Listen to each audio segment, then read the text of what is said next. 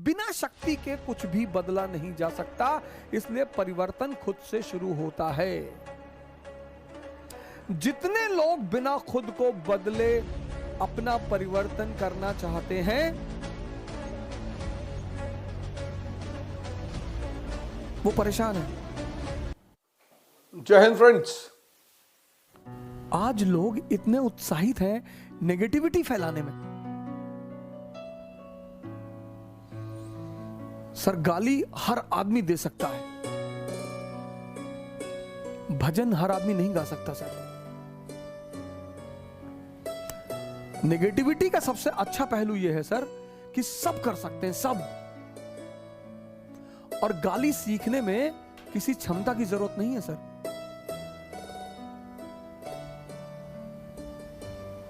इसलिए दुनिया के जो सबसे निरीह लोग हैं, गरीब, वो गाली देते हैं। इसलिए गाली का संबंध हिजड़ों से है। जो गाली का संबंध है, रिलेशन है, वो हिजड़ों से है। हिजड़े गाली देते हैं आके। इसलिए अगर आपको कोई गाली दे रहा है तो बुरा मानने की जरूरत। गाली का सबसे गहरा संबंध, सबसे गरीब चीज है, गरीब सबसे न्यूनतम चीज है, सबसे निम्नतम चीज है गाली देना।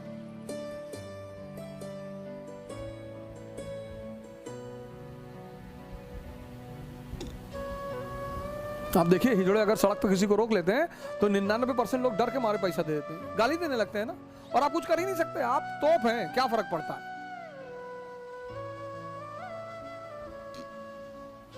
आज हमारे 90% भाई बहन बहुत परेशान हैं। यंगस्टर्स पढ़ना चाहते हैं सर। बहुत बच्चों से मैं मिलता हूं, बेचारे कहते हैं कि सर हमारे पिताजी बहुत मुश्किल से हमको पैसा दे रहे हैं। ऐसा नहीं है कि सारे लड़के, सारे लड़कियां जो है वो माँ बाप का पैसा उड़, नहीं सर, 0.1% सर।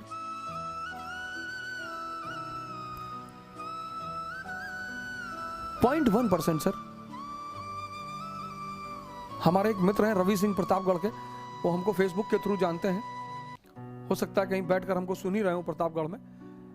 तो वो इतने जो अभी बड़े कम उम्र के 20-21 साल के हैं। मैं बड़ा उनसे खुश रहता हूं। मैं कभी कदार जब मुझे मौका रहता है तो मैं उनके फोन उठा लेता हूं। बड़े मुझसे नाराज रहते हैं कि आप मेरा फोन नहीं उठाते, लेकिन मुझे उनका जज्बा बड़ा पसंद आता है। इतनी कम उम्र में इतनी अच्छी सोच रखना। कभी कभी बेचारे उलझ जाते हैं, बहुत कुछ करना चाहते हैं, पूरी दुनिया बदलना चाहते हैं। मैंने उनसे कहा पहले खुद को बदल लो, क्योंकि यही बिना शक्ति के कुछ भी बदला नहीं जा सकता, इसलिए परिवर्तन खुद से शुरू होता है। जितने लोग बिना खुद को बदले अपना परिवर्तन करना चाहते हैं, वो परेशान है। एक रिक्शा वाला अगर प्राणायाम सिखाएगा, मारेंगे लोग उसको।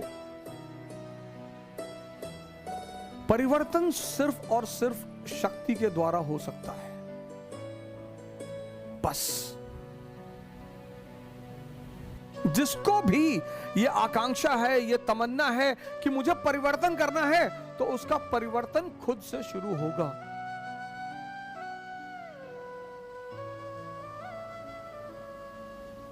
जिस शहर में लोग मुझसे बात नहीं करना चाहते थे,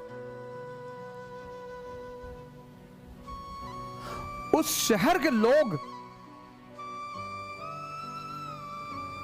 हालांकि बड़ा महान शहर है गोंडा, यूपी में मेरी जन्मस्थली है, बहुत अच्छे लोग हैं वहां पे,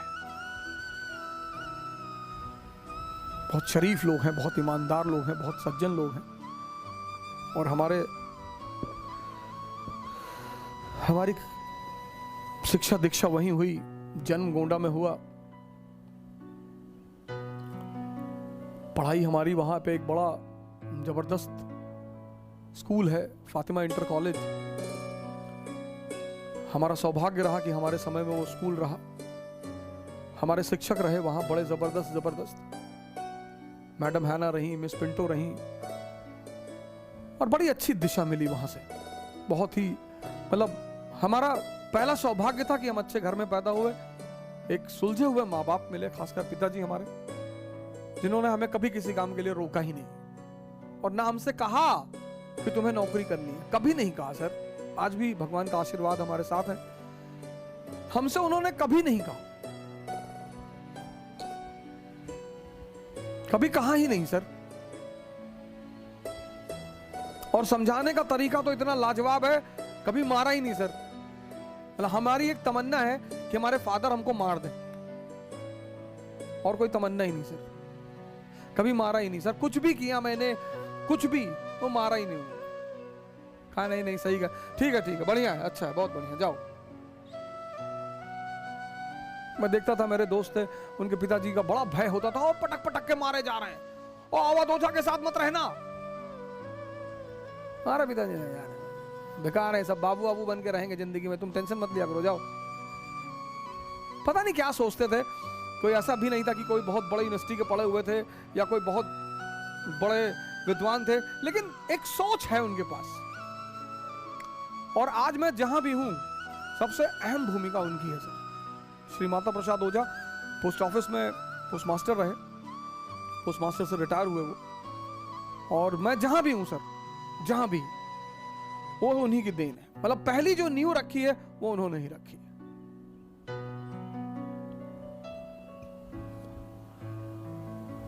हमारा प्रिंसिपल परेशान रहता था कि यार तुम्हारा बाप तुमको कुछ कहता ही नहीं, कहते ही नहीं थे सर। प्रिंसिपल के सामने डांट देते थे, जैसे अगर कोई बात होती थी बुलाते थे प्रिंसिपल, तो उनके सामने डांट देते थे, तो बदतमीजी करते हो स्कूल में, नालायक कहेंगे, भागो यहाँ से। फिर कहते थे लड़का है साहब, फिर बाहर निकल के हमसे कहते थे कि पागल है तुम्हारा प्रिंसिपल। तो एक बार क्या हुआ कि फादर प्रिंसिपल ने कहा कि यार इसके बाप को इतनी हम शिकायत करते हैं, ये सुधरता ही नहीं। तो लोगों ने कहा सर आप गलत आदमी को शिकायत करते हो, आप इसकी माँ को बुलाओ सर। तो उन्होंने हमारी माँ को बुलाया, माता जी ने ऑफिस में ही मारना शुरू कर दिया। तो प्रिंसिपल को लगा कि हाँ यार पहले हम गलत आदमी को बुला रहे।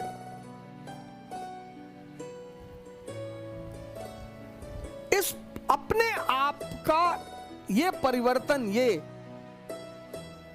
ये ध्यान के द्वारा होता है सर। हम सब इस स्तर पे जीते हैं सर। इसीलिए ध्यान हमारी शिक्षा पद्धति का एक अहम अंग था। Meditation was the most important aspect of our education policy.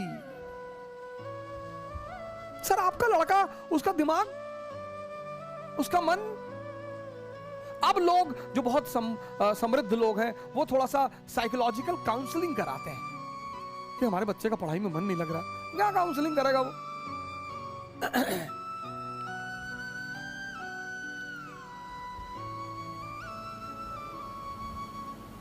ध्यान कराओ।